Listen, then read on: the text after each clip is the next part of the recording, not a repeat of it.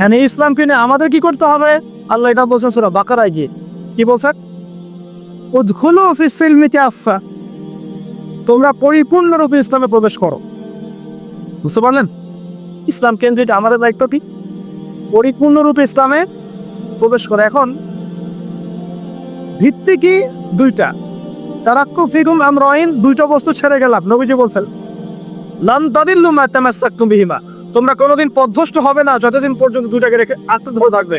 এক নাম্বার কিতাব আল্লাহ, আল্লাহর কিতাব কোরআন, ও দুই নাম্বার সুন্নাতে নবীহি, নবীর সুন্নাহ। কোরআন এবং সুন্নাহকে কেন্দ্র করে ইসলাম, এটাতে পরিপূর্ণরূপে প্রবেশ করতে বলা হচ্ছে। আর আপনার সাথে আমার কথা, পরিপূর্ণ প্রবেশ মানে কি বুঝায়? আমি ইবাদত বন্দেগীর জীবনে পাক্কা মুসল্লি হব, অর্থনৈতিক জীবনে গিয়ে সুদ খাবো, আমি কি পরিপূর্ণ মুসলিম কিনা? না।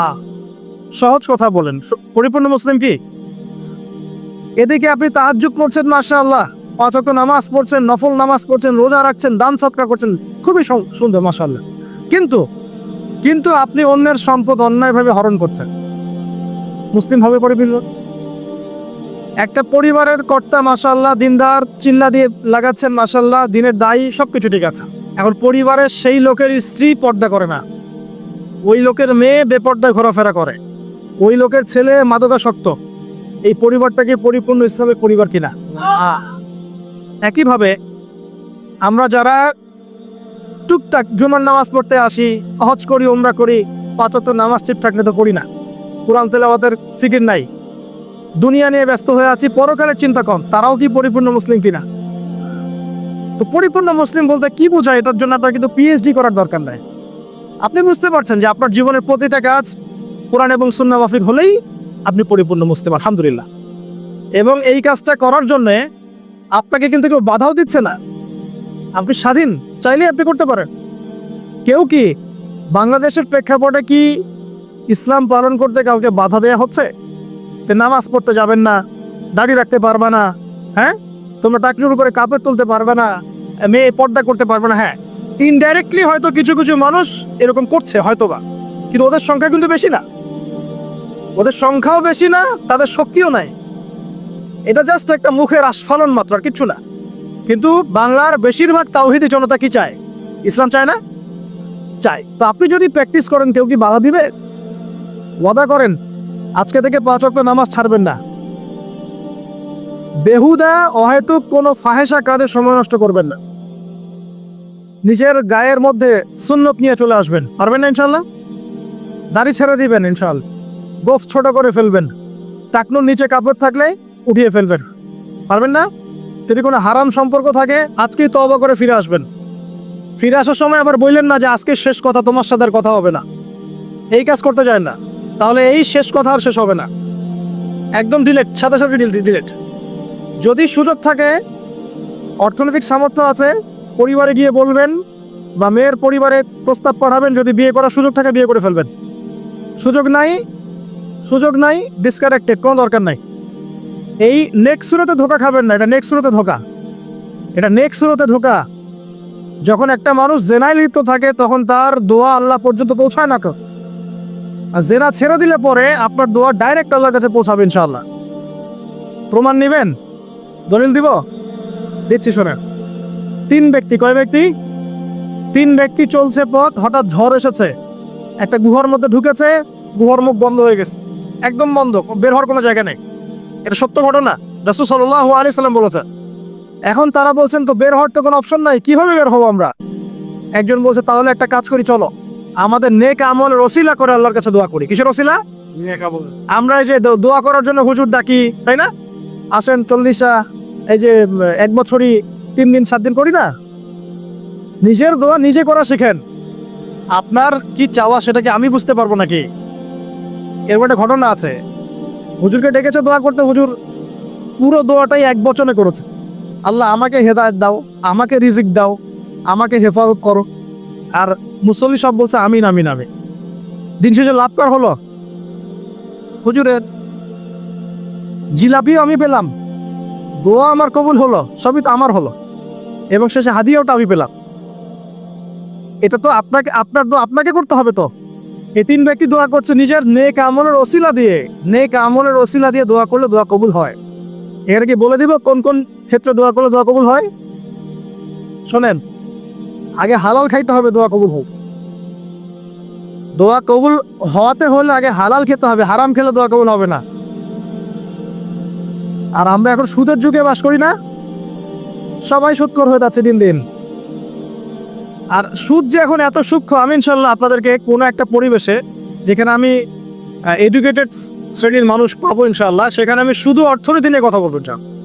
এখানে আপনি বুঝতে পারবেন যে কত সূক্ষ্ম সুদ চলছে এখন, কত সূক্ষ্ম। এই যে ইলেকট্রনিক মানিগুলো আমরা ইউজ করছি না, এর মধ্যেও সুদ আছে, বুঝবেন না? একটা রাষ্ট্রকে তারা বাদ রাখে না সুদখোর বানাতে। যদি আমাদের রাষ্ট্রের কোনো লোন প্রয়োজন হয়, আমরা যদি ওয়ার্ল্ড ব্যাংকের কাছে যাই বা IMF এর কাছে যাই, সুদ ছাড়া কোনো লোন তারা দিবে না, কখনো দিবে না। এবং এটা ফোর্সফুলি করবে তারা, সুদ ছাড়া আপনি বেরিয়ে হতে পারবেন এখান থেকে। তো পরে আসে ওইদিকে, আমি ওইদিকে আছি না। দোয়া কবুল করাতে হলে আপনাকে আগে হালাল রিজিক সার্চ করতে হবে, 1 নাম্বার। 2 নাম্বার, তাওহীদ চর্চা করতে হবে। শিরকের পাপে লিপ্ত থাকলে দোয়া কবুল হওয়া ডিফিকাল্ট।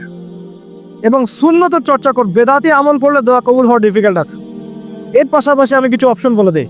যখন দেখুন বৃষ্টি হচ্ছে, তখন দোয়া করবেন, দোয়া কবুল হবে ইনশাআল্লাহ। দোয়া করার আগে একবার বলবেন আলহামদুলিল্লাহ, কমপক্ষে একবার বলবেন আলহামদুলিল্লাহি রাব্বিল আলামিন, একবার কমপক্ষে। মানে প্রথমে আল্লাহর প্রশংসা করবেন, তারপর একবার দরুদ পড়বেন আল্লাহুম্মা সাল্লি আলা মুহাম্মাদ ওয়া সাল্লিম, তারপর হাত তুলে দোয়া শুরু করবেন। বৃষ্টি পড়ছে, দোয়া শুরু করে দেন, দোয়া কবুল হবে ইনশাআল্লাহ। আজান দিয়েছে, আজান এবং ইকামতের মাঝখানের সময়টা আছে, এই সময়টা কাজে লাগান, দোয়া কবুল হবে ইনশাআল্লাহ। নামাজে দাঁড়িয়েছেন, সেজদায় গিয়েছেন, সেজদায় দোয়া করেন, দোয়া কবুল হবে ইনশাআল্লাহ। প্রশ্ন করে অনেকে যে ভাই সেজদায় কি বাংলায় দোয়া করা যাবে? হ্যাঁ যাবে, যদি আপনার নামাজটা নফল নামাজ হয়। কোন নামাজ হয়? ফরজ নামাজে করবেন না, নফল নামাজে করতে পারেন ইনশাআল্লাহ। সেজদায় বান্দা আল্লাহর সবচেয়ে কাছাকাছি থাকে, এই সময়ে বেশি বেশি দোয়া করতে রাসূল সাল্লাল্লাহু আলাইহি ওয়াসাল্লাম তাগিদ দিয়েছেন। দোয়া করলে ডাইরেক্ট কবুল হবে ইনশাআল্লাহ। পিতা মাতার খেদমত করে দোয়া করেন, দোয়া কবুল হবে ইনশাআল্লাহ। এখন তো পিতা মাতার খেদমত মানুষ করতে চায় না। এটা সেই যুগ যে যুগে পিতা মাতার সাথে দাস দাসীর মতো আচরণ করা হয়। সন্তানরা ভুলে গেছো তোমরা যে তোমরা একদিন পিতা মাতা হবা। আমরাও কিন্তু একদিন পিতা মাতা হব। যারা বিয়ে শাদী করেছে, সন্তান সন্ততি হয়েছে, তারা জানে এই যে প্রসব বেদনার একটা সেকেন্ড, 1 মিনিট প্রসব যে বেদনা মায়ের হয়, এর ঋণ আমরা সারা জীবনে শোধ করতে পারবো না। পারবেন? এ কারণে মায়ের পায়ের নিচে জান্নাতের কথা বলা আছে। মাদের সম্মান আল্লাহর কাছে অনেক বেশি, মেয়েদের সম্মান অনেক বেশি। এই নারীবাদী ফ্যামিলিস্টরা যা বুঝিয়েছে, ইসলাম এমন নয়। তো ইসলাম এমন নয়, ইসলামে মেয়ের মর্যাদা সবচেয়ে উপরে। একজন নারীর, মনে করেন আপনি বাসায় আছেন, কেউ যদি বাইরে থেকে খুঁটা দিয়ে বাসার ভিতরে দেখে, কথা বুঝতে পারছেন? আপনার জন্য হালাল ওই ব্যক্তির চোখের মধ্যে এরকম শিক ঢুকিয়ে দেওয়া, এটা হালাল আপনার জন্য, করতে পারেন আপনি। কিচ্ছু করেন, আল্লাহর আইনে আপনি কোনো অপরাধী নন। যদি আপনি ঘরের ভিতরে থাকেন, কেউ বাইরে থেকে এরকম সুতা দিয়ে দেখছে মনে আপনার বাসার মেয়েকে বা আপনার বাসার বোনকে, মাকে, আপনি যদি চোখের মধ্যে একটা শিক ঢুকিয়ে দেন, আপনার কোনো পাপ হবে না আল্লাহর কাছে। এটা হাদিস আছে, জায়েজ। যদিও বা এটা আইন হাতে তুলে নেওয়া হয়ে যাচ্ছে অন্য সেক্টরে, কিন্তু আল্লাহর কাছে আপনি কিছু করেননি। মেয়েদের এমন মর্যাদা দেওয়া হয়েছে, সেই মেয়েদেরকে আমরা এখন কি করেছি, কাপড় চোপড় সব কমিয়ে বেপর্দা করে রাস্তায় নামিয়ে দিয়েছে। যদি একটা মানুষ নিজের সম্মান না বোঝে, তাকে সম্মান কেউ দিতে পারে? নিজেকে চিনতে শিখুন, আমাদের সম্মান আল্লাহর কাছে অনেক বেশি। এটা বলছিলাম প্রিয় ভাইরা, মায়ের পায়ের নিচে আল্লাহ পাক সন্তানের বেহেশতের কথা বলেছেন। মা বোনদেরকে 4টা কাজ করতে বলবো, অনলি 4টা কাজ। 5 ওয়াক্ত নামাজ যদি ঠিক মতো করতে পারে, 1 নাম্বার। 2, রমজান মাসে রোজা রাখে। 3 নাম্বার, পর্দা ঠিকঠাক মতো করে। আর 4 নাম্বার, স্বামীর আনুগত্য করে। ইনশাআল্লাহ জান্নাতের যে কোনো দরজা দিয়ে ইচ্ছা প্রবেশ করতে পারবে। এখানে স্বামীর আনুগত্যের কথা বলেছি, স্বামীর দাসত্বের কথা বলি না। আনুগত্য দাসত্ব এক জিনিস না। আনুগত্য মানে কি? আনুগত্য মানে আপনি স্বামীর যে কোনো ভালো কাজে আপনি তাকে সায় দিবেন, আনুগত্য। নামাজ পড়তে বলেছে, নামাজ পড়তে হবে। পর্দা করতে বলেছে, আপনি পর্দা করবেন। বেপর্দায় যাবেন, আপনি যাবেন না। এটা আনুগত্য। দাসত্ব কি? দাসত্ব হচ্ছে দেশে ভালো মন্দ যাই বলুক আপনি শুনছেন, এটা দাসত্ব। এটা করবেন না। মা বললে 4টা কাজ, বাসায় গিয়ে আবার শুনিয়ে দিবেন। নবীজি বলেছেন 4টা কাজ কোনো মেয়ে করলে জান্নাতের যে কোনো দরজা দিয়ে ইচ্ছা প্রবেশ করতে পারবে। 1 নম্বর 5 ওয়াক্ত সালাত, 2 নম্বর রমজান মাসের সওম রোজা, 3 নম্বর পর্দা ঠিকঠাক মতো করবে, লজ্জাস্থানের হেফাজত, এবং 4 নম্বর স্বামীর আনুগত্য করা। মায়ের খেদমত করে দোয়া করেন, দোয়া কবুল হবে ইনশাআল্লাহ। বাবার খেদমত করে দোয়া করেন, দোয়া কবুল হবে ইনশাআল্লাহ। কোরআন তেলাওয়াত করে দোয়া করেন, দোয়া কবুল হবে ইনশাআল্লাহ। মনে করেন শেষ রাতে উঠেছেন, মানে শেষ রাত বলতে বোঝাচ্ছি এই ধরেন যে 2টার পর থেকে, এখন 2টা আড়াইটার পর থেকে নিয়ে ফজর পর্যন্ত শেষ রাতে উঠেছেন, এই সময় আপনি যা দোয়া করবেন ইনশাআল্লাহ কবুল হবে। হ্যাঁ, বলতে বাধ্য হচ্ছি, এখনকার তরুণ সমাজ ওই 2টা আড়াইটার দিকে ওই যে কার কার খেলা থাকে, ওই খেলাগুলো দেখার জন্য ওঠে, তাহাজ্জুদ পড়ার জন্য উঠতে পারে না। অথচ আল্লাহ পাক বলছেন কি, যে শেষ রাতে আল্লাহ পাক প্রথম আসমানে নেমে আসেন এবং আহ্বান করেন, কে আছো আমার কাছে কিছু চাইবে আমি দিব, কে আছো আমার কাছে রিজিক চাইবে দিব, কে আছো আমাকে ডাকবে আমি তোমার ডাকে সাড়া দিব, কে আছো আমার কাছে ক্ষমা চাইবে আমি তোমাকে ক্ষমা করে দিই। প্রিয় যুবক ভাইরা, আল্লাহকে মূল্যায়ন করতে শেখো। এই সময়গুলো তো দোয়া করলে ইনশাআল্লাহ তাআলা আপনার দোয়া কবুল হবে ইনশাআল্লাহ। সবচেয়ে ইম্পর্টেন্ট হচ্ছে একটা, যেটা আমরা প্রত্যেকদিন পড়ি, প্রায় 17 রাকাত নামাজ পড়ি আমরা, ফরজ নামাজ, শুধু ফরজ নামাজের কথাই বলছি। এখানে আপনি 34টা সেজদা করেন, 17 রাকাত ফরজ, 34টা সেজদা করেন। প্রত্যেক সেজদায় যদি একটা করে দোয়া করতে পারেন ইনশাআল্লাহ আল্লাহ আপনার দোয়া করবেন। দোয়া কবুল করার কিছু জায়গা বলে দিলাম, বেশি বেশি দোয়া করতে হবে। আমরা উম্মার অবস্থাগুলোকে বুঝতে শিখব। এখানে এই 3 ব্যক্তি, এটা বলে আমি শেষের দিকে যাচ্ছি, একটু ধৈর্য ধরেন। এই 3 ব্যক্তি পড়ে গেছে গুহার মধ্যে। আমি বলছিলাম জেনা ছেড়ে দিলে তোমার দোয়া আল্লাহ পাক ডাইরেক্ট কবুল করবে ইনশাআল্লাহ। কিভাবে? এই দলিল দিচ্ছিলাম যে তারা বলছে আমাদের তো কোনো, আমাদের নেক আমল যা আছে এটা দিয়ে দোয়া করতে হবে, কোনো অপশন তো নাই বের হওয়ার। একজন বলছে যে আল্লাহ, আমি আমার পিতা মাতার খেদমত করতাম, মাকে দুধ পান না করিয়ে কখনো দুধ পান করি নাই, আল্লাহ এই কাজটা যদি তোমার কাছে ভালো লেগে থাকে আজকে আমাকে এই বিপদ থেকে উদ্ধার করো। এই দোয়া করার সাথে সাথেই এই গুহা থেকে পাথরটা একটু সরে গেল এভাবে। আর জড়বস্তু আল্লাহ পাকের হুকুম মানে, আল্লাহ পাকের হুকুম মানে না খালি 2টা শ্রেণীর মানুষ, এক হচ্ছে মানুষ আর একটা জিনজার। এ পুরো প্রকৃতি আল্লাহ পাকের হুকুম মেনে চলে। আর জড় বলতে আসলে কিছু নাই, যদি আমি বোঝানোর জন্য জড় বলেছি, আল্লাহ পাকের হুকুমে সবকিছু জীবন্ত। এই যে মাটিতে আমরা বসে আছি না এখন, এই মাটি কিয়ামতের মাঠে সাক্ষী দিবে যে এখানে মাহফিল হয়েছিল। হ্যাঁ, ওইখানে বসে তুমি টিকটক করেছ, লেকচার শুনো নাই ভালো করে। একটা মাহফিলে যাচ্ছিলাম, দেখলাম যে এখন স্টেজে উঠি নাই, ওই সুযোগে দেখলাম যুব সমাজ রাস্তার পাশে দাঁড়িয়ে সিগারেট খাচ্ছে, ব্রেক নিচ্ছে আর কি, চা সিগারেটের ব্রেক। হুজুর আসলে আলোচনা শুনবো। এখানে এসে যদি আমরা মানে কোরআন সুন্নাহর বাইরে কোনো কাজ করি, এই মাটি আবার সাক্ষী দিবে। এটা দলিল কোথায় আছে? সূরা জিলজাল পড়ে দেখবেন। সূরা জিলজালের মধ্যে দলিল আছে যে আল্লাহ পাকের হুকুমে এই জমিন কথা বলবে ইনশাআল্লাহ, আল্লাহ পাক হুকুম করলে।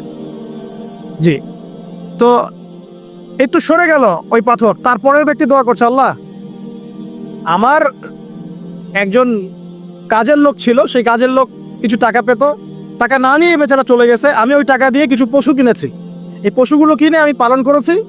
অনেক দিন পর সেই ব্যক্তি এসেছে, আমার টাকা দাও। তখন আমি বলেছিলাম যে এই যতগুলো পশু দেখছো সব তোমার। সেই লোক বলছে, আমার সাথে কি ঠাট্টা করছো? বলছে, না ঠাট্টা করছি না, তোমার টাকা দিয়ে আমি পশু কিনেছিলাম, এই প্রজনন হতে হতে হতে আজকে এতগুলো হয়েছে, সব তোমার, নিয়ে যাও। আল্লাহ, কলিজা দেখেন, আসলে দান করার জন্য কলিজা লাগে, টাকা লাগে না। আল্লাহর পথে দান করার জন্য কলিজা লাগে, টাকা লাগে না। আর কিছু মনে করবেন না, আমি বিভিন্ন মাহফিলে যাচ্ছি, একটা কমন দৃশ্য দেখি এই কালেকশনের। আমার জানা নাই যে এভাবে নাম লিখিয়ে কোনো কালেকশন নবীর যুগ থেকে হয়েছে, আমার জানান। বরং কতটুকু দিয়েছে এটা গোপন রাখলেই ভালো। কে দিয়েছে, কত দিয়েছে জানানোর তো কোনো দরকার নাই। দিয়েছে, নিয়ে চলে আসবেন, শেষ। আমরা কাকে সন্তুষ্ট করার জন্য দেই? আল্লাহ জানলেই তো যথেষ্ট। কি দরকার জনগণ জানতেই হবে আমি 5,000 টাকা দিয়েছি? এতে আমার লাভটা কি? নেকি উল্টা আরো কমে গেল। উল্টা 7 শ্রেণীর মানুষ, একটা হাদিস আছে, 7 শ্রেণীর মানুষ কিয়ামতের মাঠে আরশের ছায়া পাবে। কিসের ছায়া পাবে? আরশের ছায়া, যে ছায়ার ছাড়া কোনো ছায়া থাকবে না। ওর মধ্যে এক শ্রেণী হচ্ছে ওই ব্যক্তি যে এত গোপনে দান করে, তার বাম হাত জানে না ডান হাত কি দান করছে। এই ব্যক্তি আরশের ছায়া ছায়া পাবে ইনশাআল্লাহ। তো দুনিয়া যদি উদ্দেশ্য থাকে, নাম প্রকাশ করা জাহির করার উদ্দেশ্য থাকে, বা যদি এমন হয় যে এখানে লৌকিকতা উদ্দেশ্য থাকে, নেকি নষ্ট হয়ে যেতে পারে, সুযোগ আছে, চান্স আছে। তো এই ট্রেডিশনগুলো বন্ধ করলে মনে হয় ভালো হয়। এটা আমার পরামর্শ, বাকি এটা বিবেচনা আপনাদের। আর এই ব্যক্তি বলছে আমি এই সব কিছু দান করে দিয়েছি। দেখেন, দান করতে কি লাগে? কলিজা লাগে, টাকা লাগে না কিন্তু। আসলে দান করতে কলিজা লাগে। অনেক রিক্সাওয়ালাকে দেখেছে আমরা 100 টাকা দান করে দিল, মসজিদের জন্য দান চাচ্ছে, 100 টাকা দান করে দিল। আর অনেক দেখুন বিত্তশালী, ঢাকা শহরে যাচ্ছি বনানী গুলশান দিয়ে, দান করতে চাইলে 2 টাকা দিচ্ছে, 5 টাকা দিচ্ছে। এমন হয় না? দান করতে কলিজা লাগে। আর একটা কথা মনে রাখবেন, আপনি যত দান করবেন আল্লাহ আপনাকে তত বেশি দিবেন ইনশাআল্লাহ। ইনশাআল্লাহ আল্লাহ পাকের খাজানা যে এত প্রচুর, আপনি দান করলে কমে যাবে এই চিন্তাই করবেন না কখন। তবে সবচেয়ে সেরা দান কোনটা জানেন? আপনার প্রয়োজন আছে এখন, এই প্রয়োজনের সময় দানটা হচ্ছে সেরা দান। এবং সবচেয়ে উত্তম খরচ কোনটা? সবচেয়ে উত্তম খরচ হচ্ছে আপনার পরিবারের পিছনে খরচ। আপনার পরিবারের পিছনে খরচটা আপনার সবচেয়ে শ্রেষ্ঠ খরচ। আর দান কর মধ্যম পন্থায়, এমন হবে না যে নিঃস্ব হয়ে গেলেন দান করে একদম, আবার এমন না যে কৃপণতা প্রদর্শন হচ্ছে, এমনও না। মধ্যম পন্থায় দান খরচ করবে ইনশাআল্লাহ। আর কিয়ামতের মাঠে মানুষ তার দানের ছায়ায় থাকবে ইনশাআল্লাহ। যে যত দান করবে ওই ছায়ার নিচে সে থাকবে। এই ব্যক্তি সব দান করে দিয়েছিল, যাও সব গরু ছাগল তোমার। তৃতীয় ব্যক্তি, পাথর সরে গেল একটু, তৃতীয় ব্যক্তি, যুবক তোমাকে বলছি ভাই, তৃতীয় ব্যক্তি আল্লাহর কাছে বলছে, আল্লাহ আমার একজন সুন্দরী চাচাতো বোন ছিল, আচ্ছা না, তুমি তার কাজিন, এবং তাকে আমি খুব ভালোবাসতাম। ওই যে এখন বয়ফ্রেন্ড গার্লফ্রেন্ড ফ্রি মিক্সিং, যেটা খুব ভালোবাসতাম। তো তাকে আমি পেতে চাইতাম, তাই আমি তাকে অফার করি। সে বলে যে না, আমাকে 100 স্বর্ণ মুদ্রা না দিলে আমি রাজি না। 100 স্বর্ণ মুদ্রা। এই মেয়ের অবশ্য অনেক ডিমান্ড ছিল, তাহলে বোঝা গেল 100 স্বর্ণ মুদ্রা মানে অনেক। জানেন, এখন তো দেখা যায় 1500 টাকা 2000 টাকা দিয়ে মেয়ে তার ইজ্জত বিক্রি করে ফেলছে। 100 স্বর্ণ মুদ্রা, আর কাউকে কিছু দেওয়াই লাগে না, এমনি বিক্রি করে ফেল। কত প্রশ্ন, কত যে প্রশ্ন আসে আমাদের কাছে, যে ভাই বা হুজুর বা ভাইয়া উস্তাজ, কত জীবনে এক পর্যায়ে ভুল করেছি, এরকম জেনায় লিপ্ত হয়ে গিয়েছিলাম, প্রেম করেছি, ইত্যাদি, আমি কি করবো, আমার কি ভালো হওয়ার রাস্তা আছে কিনা, বা আমি তওবা করে ফিরে আসছি, আমি কি এখন বিয়ে করতে পারবো কিনা। প্রশ্নের শেষ নাই। বেশিরভাগ প্রশ্ন এরকমই আসে এখন। আরেকটা বেশি প্রশ্ন আসে, ভাই উস্তাজ হুজুর, আমার স্বামী পরকীয়া আসক্ত, আমাকে দেখে না, এই হয় সে, এইগুলো প্রশ্ন বেশি। পারিবারিক জেনা কেন্দ্রিক যত প্রশ্ন আসে, অন্য কোনো কেন্দ্রিক প্রশ্ন তো আসে না। মানে এই যুগটা কি হয়েছে, মানে মানুষকে জেনা উন্মুক্ত করে দিয়েছে একেবারে। একদম স্কুল লাইফ থেকে শুরু হবে বয়ফ্রেন্ড গার্লফ্রেন্ড ফ্রি মিক্সিং, এই বন্ধু পড়তে জেনা হয়ে যায়। কলেজ লাইফে গিয়ে আরো বড় জেনা। ইউনিভার্সিটিতে গেলে তার কোনো পাত্তাই নেই। ইউনিভার্সিটি খুব কম ছেলে পাবেন সিগারেট খায় না, এবং খুব কম ছেলে মেয়ে পাবেন যারা এই অবৈধ প্রেম করছেন, খুব কম।